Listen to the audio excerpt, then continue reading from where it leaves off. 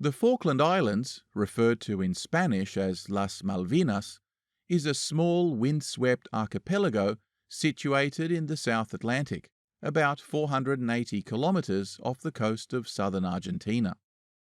Today it is a British overseas territory, but rival claims over its sovereignty go back hundreds of years.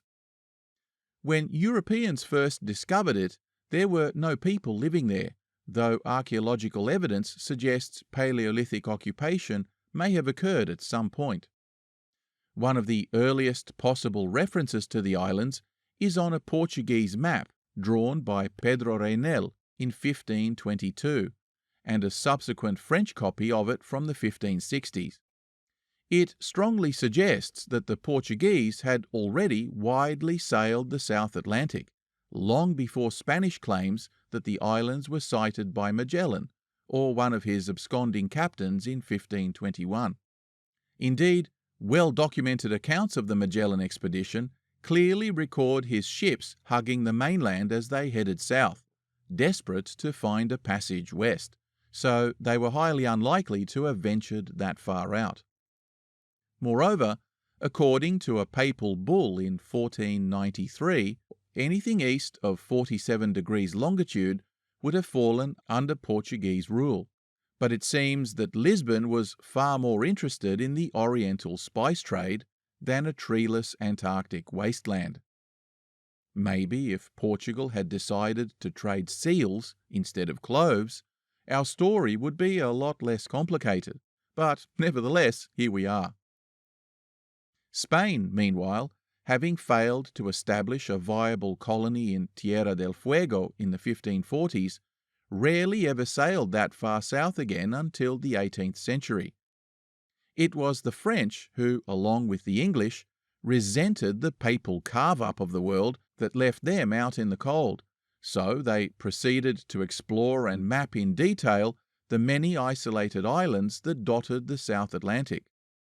with English explorer Captain John Davis being the first to formally record his sightings of the islands, when he was blown there by a storm in 1592.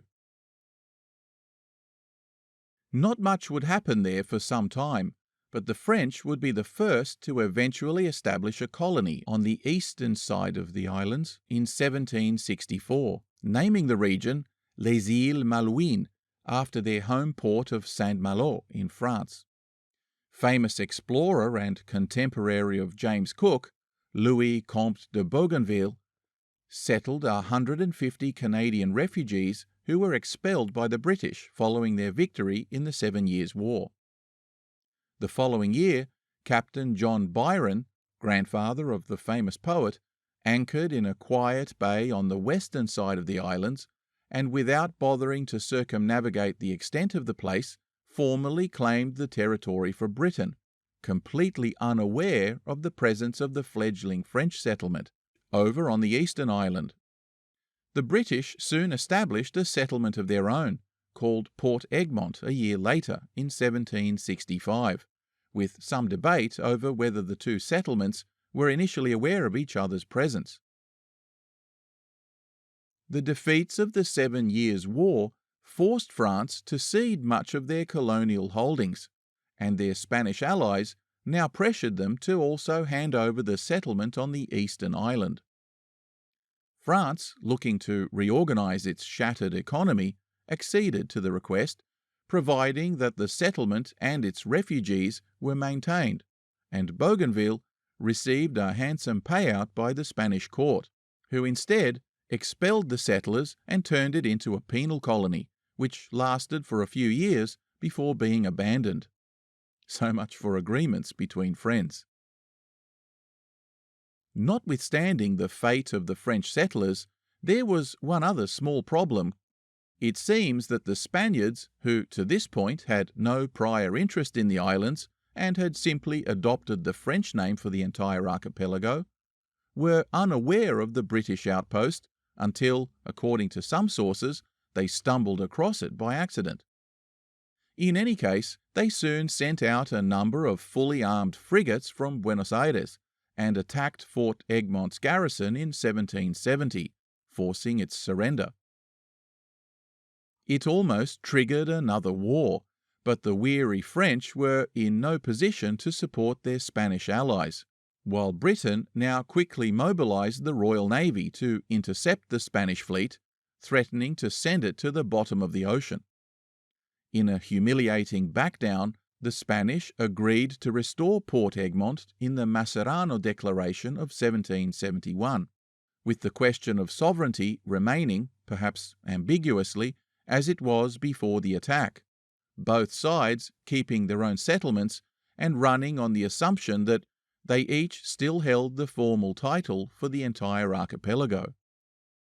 Some historians have suggested that this agreement was based on an informal promise by British negotiators to cede sovereignty once the dust had settled, but there is no material evidence to support this assertion, and the final document makes no such concession. Moreover, the public mood in London at the time was highly unlikely to have accepted such an outcome. You see, Britain had recently stood idly by while France walked into and annexed His Majesty's friends in Corsica, and there was a lot of pressure on the government to draw the line at French presumption here at the Falklands, and perhaps use the conflict as a casus belli.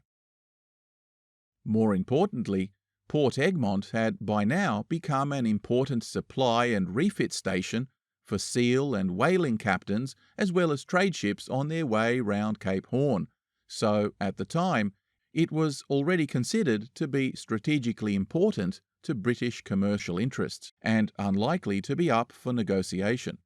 That's the official line anyway.